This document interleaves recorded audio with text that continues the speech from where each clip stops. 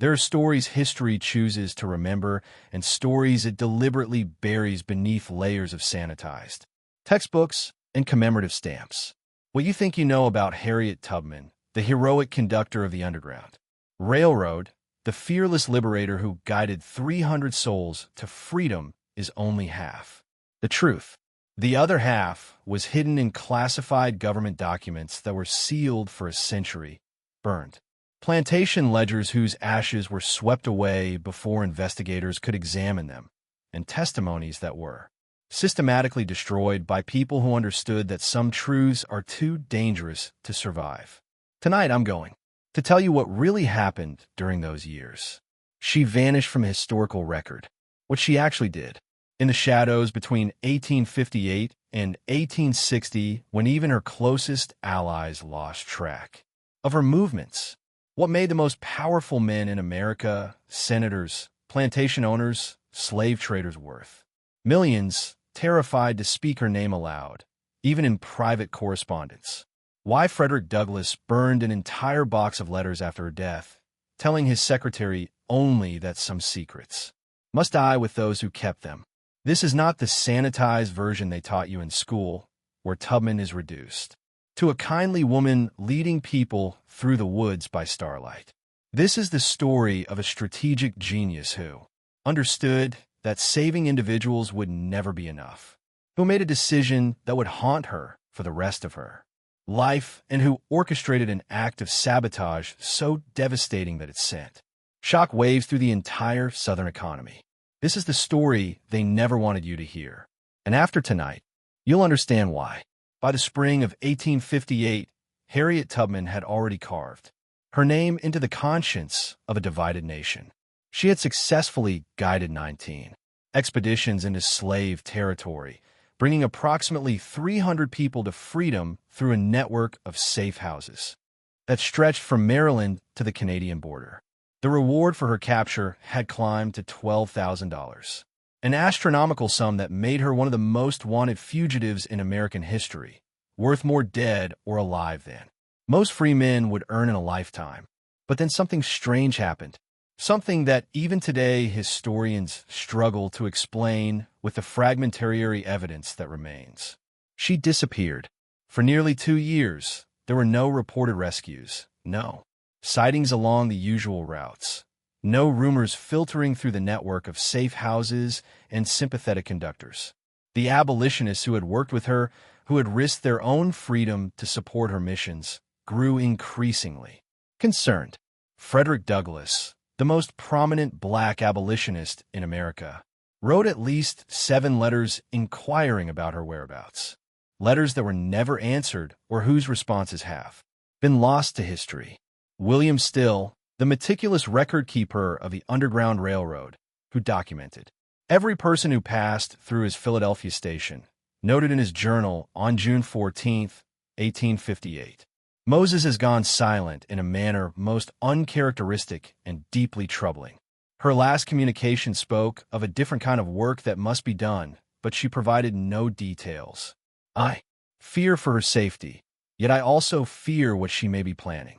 She has always possessed a determination that borders on the reckless. The slaveholders, meanwhile, breathed easier for the first time in years.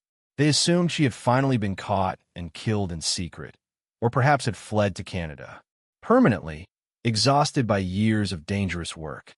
Some whispered that she had been betrayed by someone in her own network, sold out for the massive reward. The wanted posters gradually came down from post office walls and courthouse doors. Slave patrols relaxed their vigilance slightly. The name Moses, the code name enslaved people, used for Tubman, was spoken less frequently in the hushed conversations that took place in slave quarters after dark. They had no idea what she was actually doing, and that ignorance would cost them everything.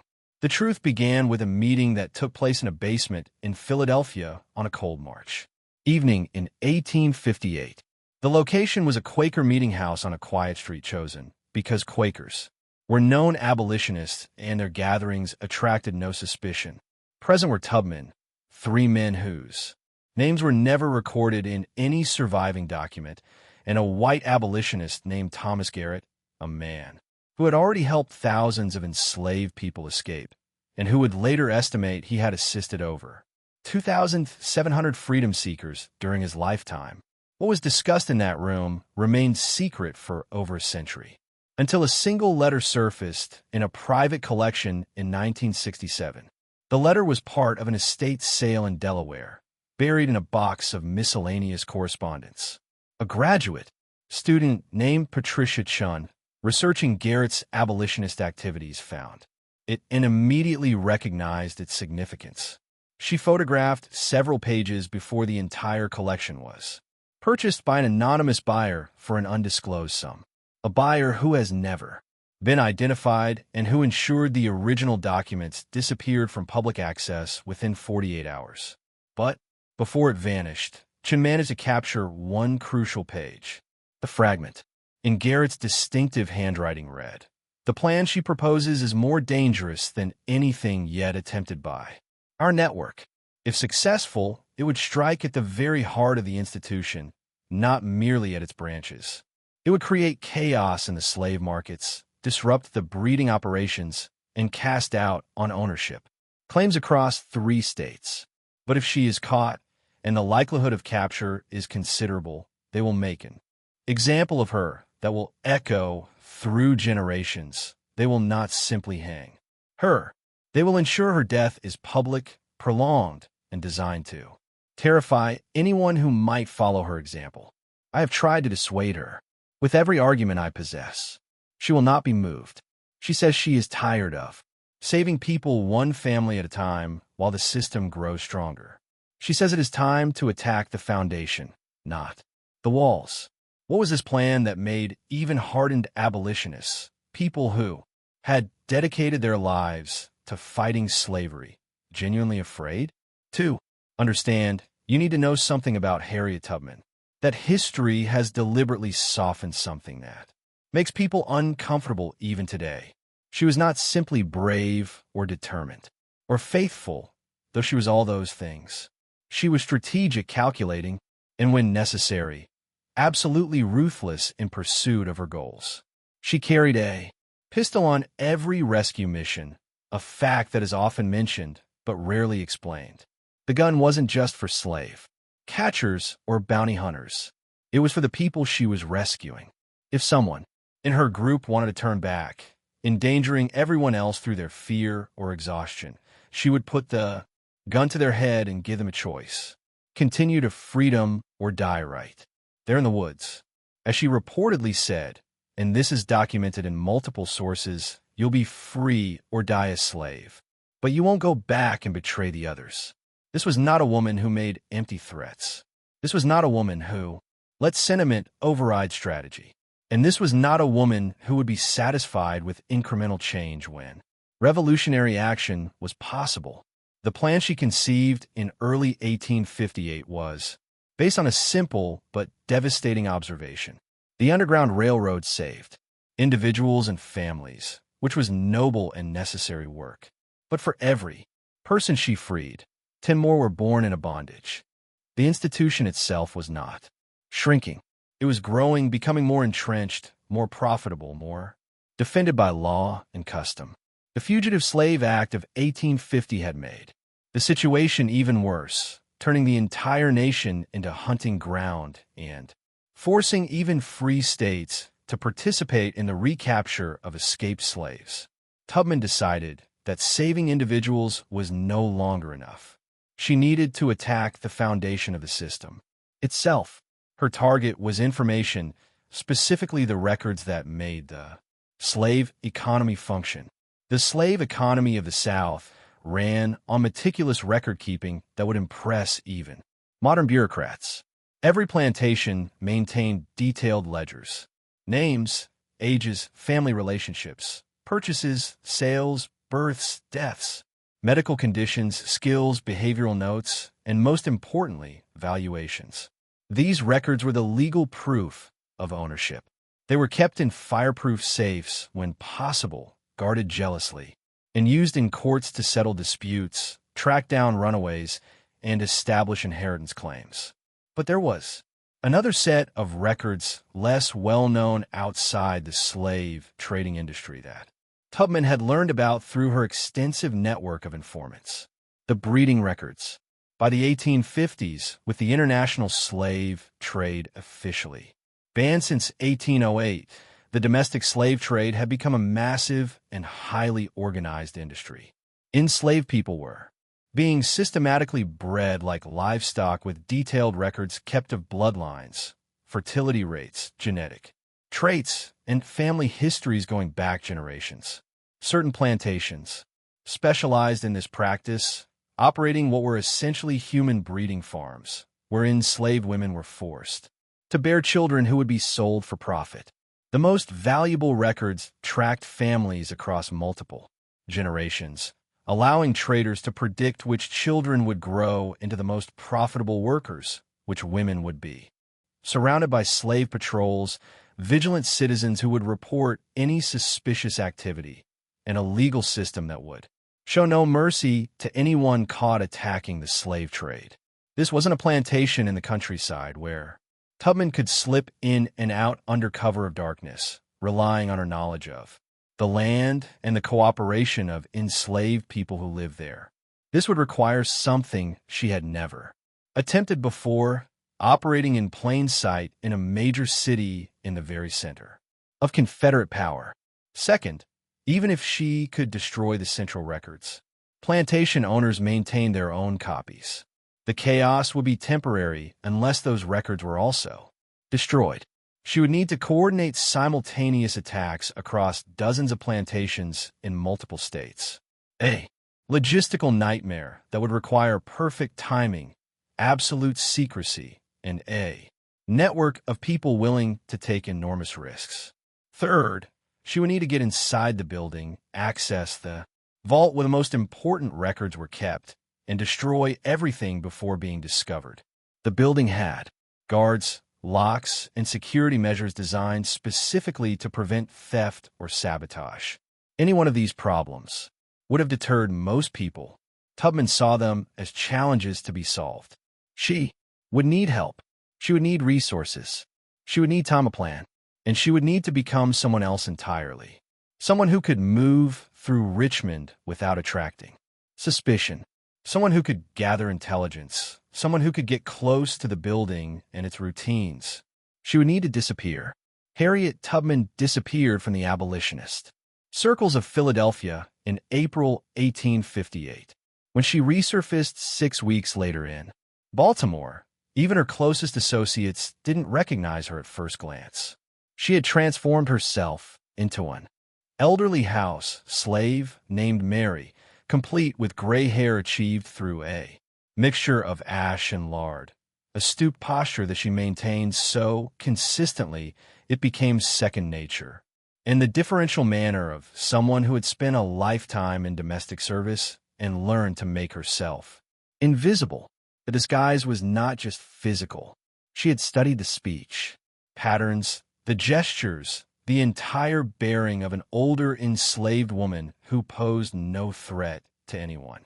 The kind of person white people looked through rather than at. This was not her first disguise. She had posed as a man on several occasions, as a free woman with forged papers, even as a mentally disturbed person to avoid questioning during her rescue missions. But this was different. This persona needed to be sustainable for months, not days. It needed to withstand close scrutiny in an urban environment where people paid attention to strangers, where slave patrols checked papers regularly, where any inconsistency could lead to arrest and interrogation. She spent the summer of 1858 in Baltimore working as a hired-out domestic servant. This was a common practice in border cities. Enslaved people whose owners lived elsewhere would be rented out to urban families for a weekly or monthly fee, with the money going to the owner. Mary came with impeccable references, forged documents that claimed she was owned by a widow named Mrs. Elizabeth Hartley in Delaware, who needed the income after her husband's death. The forgeries were the work of a free black man in Philadelphia who specialized in creating false papers. He was so skilled that his documents had never been detected and he charged accordingly, $50 per complete set of papers, a fortune that Tubman had saved from her work as a cook-andress during the periods between her rescue missions. But Tubman wasn't in Baltimore to work as a domestic servant. She was there to learn and to recruit. Through the network of enslaved domestics in the city, a network that was far more extensive and organized than most white people realized, she made contact with a man I'll call James. His real name was never recorded in any document that survived. And for good reason. What he did was dangerous enough that even decades after slavery ended, people who knew the truth chose to protect his identity. James was a literate enslaved man who worked as a clerk in a shipping office near the Baltimore docks. This was not uncommon. In cities, many enslaved people held positions that required education, though it was technically illegal in most southern states to teach them to read and write. James had been taught by his mother, who had been taught by a sympathetic owner's daughter before being sold south. He had hidden his literacy for years, pretending to be illiterate while secretly reading everything he could access. His position in a shipping office gave him something Tubman desperately needed: access to commercial records and shipping schedules. More importantly, he had connections throughout the domestic slave trade network. He knew which traders were moving people where, which auctions were scheduled, which plantations were buying and selling, and, crucially, he knew about the Richmond office and the records it contained. Their first meeting took place in a cemetery after dark, a location chosen because enslaved people were often sent to tend family graves, and their presence there would not attract suspicion. Tubman, still in her merry disguise, pretended to be tending a grave while James walked past slowly, speaking in a low voice without stopping or looking at her directly. "I know who you are," he said quietly. "I know what you've done, and I know you're planning something bigger than rescue missions."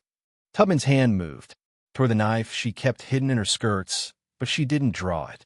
"How do you know that?"